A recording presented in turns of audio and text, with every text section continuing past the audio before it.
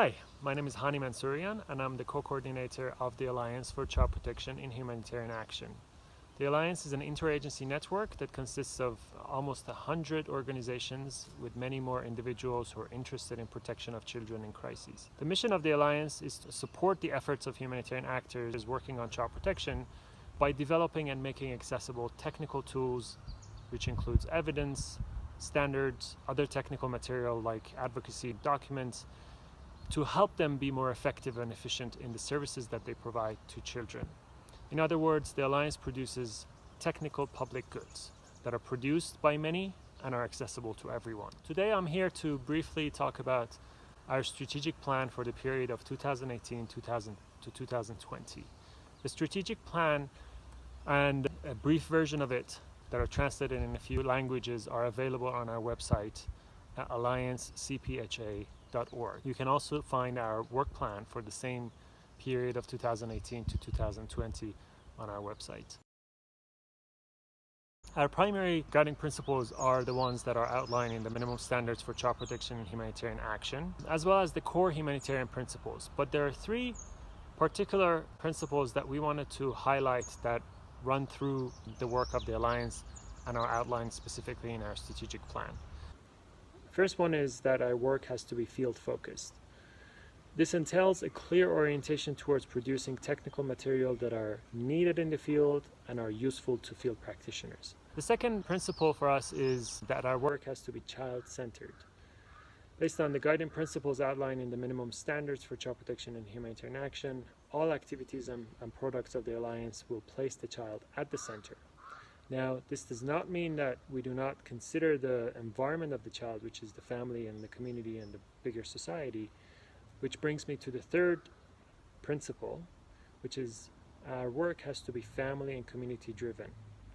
Following the socio-ecological model as a frame of reference, the Alliance's product will promote the involvement of families and communities in defining and implementing protection of children in all contexts. Now we arrive at our three strategic priorities that I wanted to talk about. The first one is integrated programming. The objective of this priority is to elaborate on ways that will help us better collaborate with other sectors towards better outcomes for children. We want to elaborate on what the bottlenecks are that stand on the way of collaboration with other sectors, what are the opportunities that are there that we can capitalize on. And as the Alliance, we're going to reach out to other sectors and try to come up with more concrete ways that are agreed upon across sectors in terms of increasing systematic collaboration across sectors to achieve more sustainable and effective outcomes for children. Now, a very concrete example of this is a collaboration that we have with the Interagency Network for Education in Emergencies, the INEE, towards building that framework that I talked about, but specifically on how education actors and child protection actors can work together towards better outcomes for children. The second strategic priority for us is evidence-based programming. For many of you who have been in the field for a while, this is not news, and it's not something that we have invented. It basically came out very strongly in our consultations for the priorities. And it showed to us that practitioners and policymakers and donors still feel like we have not advanced enough on the issue of evidence to inform our programming.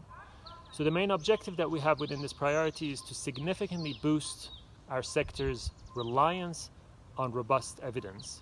And when we talk about robust evidence, it doesn't mean that it has to be necessarily only academic evidence. It can be evidence that we gather from the field, from practitioners, but it needs to be defendable and robust. As a very concrete example, you're going to see in the next edition of the minimum standards, which will come out in 2019, a much stronger emphasis on robust evidence, an introduction of new sources of evidence that have emerged since 2012 when the original version of the minimum standards was produced. The third priority for us is localization.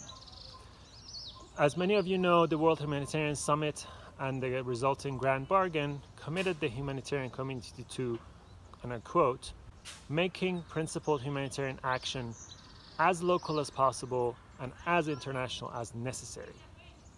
End quote. This commitment is a recognition of the important and undeniable contribution that local and national actors make in protection of children, but generally responding to the needs of the affected population in humanitarian crises. Now, through this particular priority, we seek to increase the diversity of actors within the work of the Alliance. We want to make sure that there are more local actors that collaborate with us within our working groups and task forces, and we want to make sure that our members and colleagues who work in the field have the means and the tools and the guidance that they need to make localization a reality.